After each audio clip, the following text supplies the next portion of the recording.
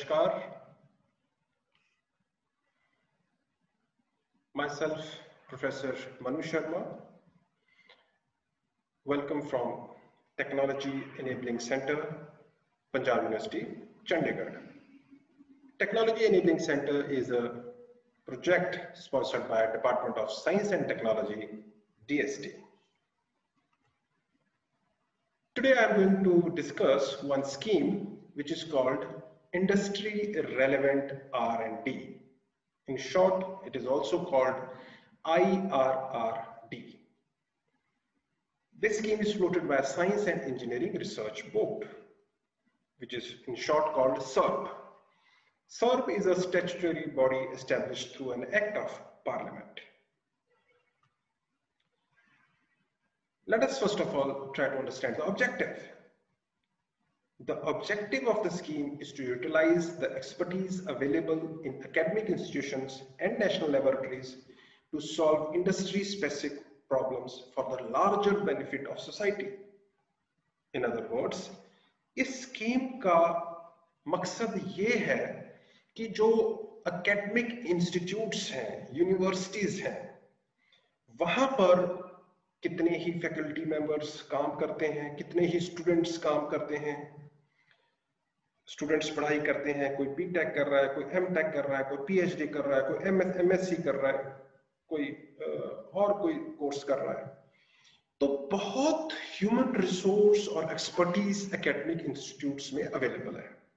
ये जो resource academic institutes में अवेलेबल है, इसको किस प्रकार से हम इस्तेमाल कर सकते हैं इंडस्ट्री की प्रॉब्लम्स, इश्यूज, उनके मैटर्स को सॉल्व करने के लिए. इस स्कीम का मकसद ये है. इस स्कीम की कुछ एलिजिबिलिटी कंडीशंस हैं. इस स्कीम में दो पार्टनर्स होते हैं. एक को बोलते हैं एकेडमिक पार्टनर और एक को कहते हैं इंडस्ट्री पार्टनर.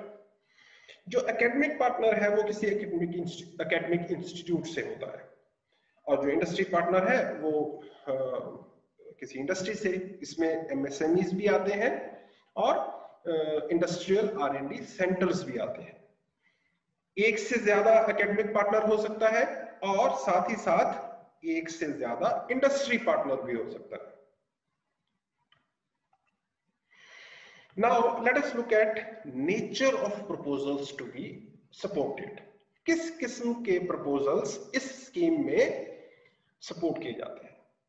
पहली बात, a well-defined problem of industrial relevance.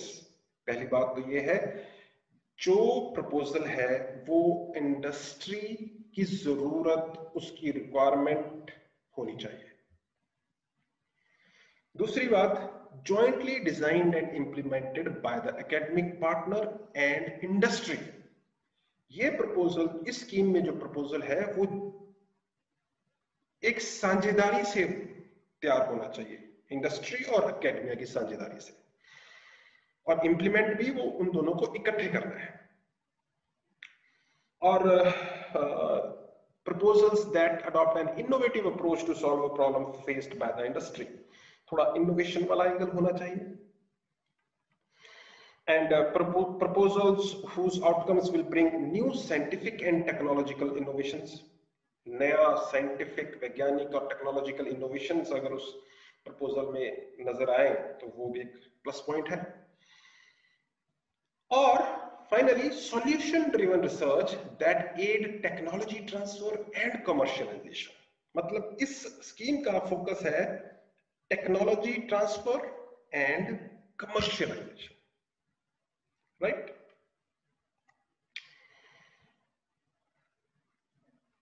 इसमें फंडिंग अब किस तरह से होती है.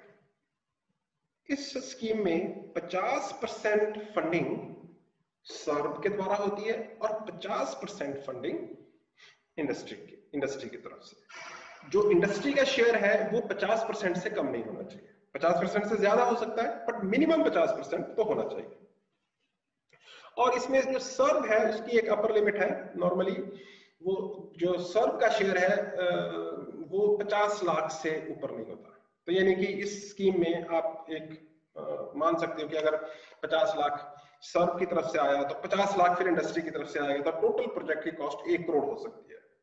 पर जरूरी नहीं है कि भी 50 लाख ही इंडस्ट्री को डाल दें, इंडस्ट्री 5 लाख डाल सकती है, फिर सर्व भी 5 लाख डालेगी, तो 10 लाख का प्रपोजल उस तरीके से फंड हो जाएगा। और इसकी ड्यूरेशन है मैक्सिमम 3 साल। प्रोजेक्ट का जो ड्यूरेशन है वो 3 साल होनी चाहिए, 3 साल से ज्यादा नहीं।